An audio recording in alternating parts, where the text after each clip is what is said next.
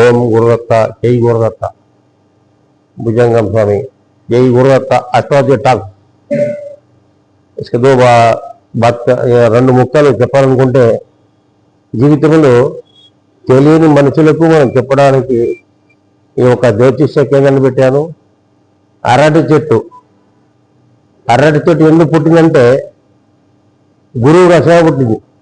రాజవేశాయ పక్క అటు పక్క ఇటు పక్క చూడండి, అది గురువు రక్ష. ఎందుకంటే మనం అరటి పండు తింటాం, దానిలో గింజలు లేదు, అది దేవునికి ఇష్టమై ఉంటుంది.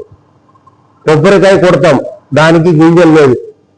ఒక్క చెట్టు మొక్కితే చాలు లక్షల కొబ్బరికాయ ఇస్తుంది.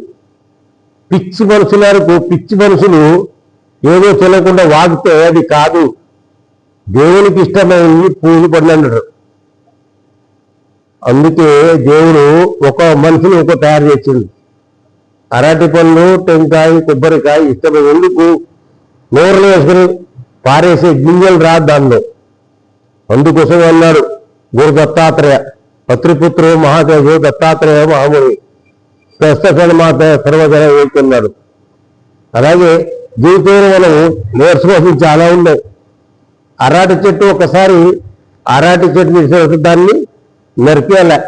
ఎందుకంటే ఆ జీవితంలో ప్రళయం వచ్చిన పిడుగు వస్తుంది.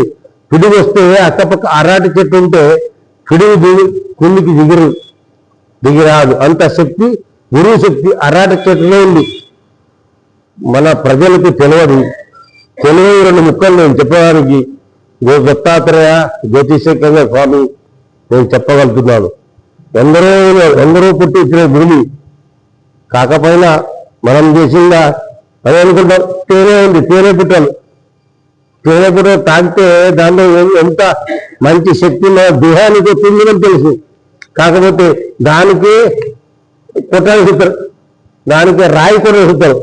అది వచ్చి అమ్మను వాళ్ళు కట్ చేస్తే 100 కడితే చచ్చిపోతాం.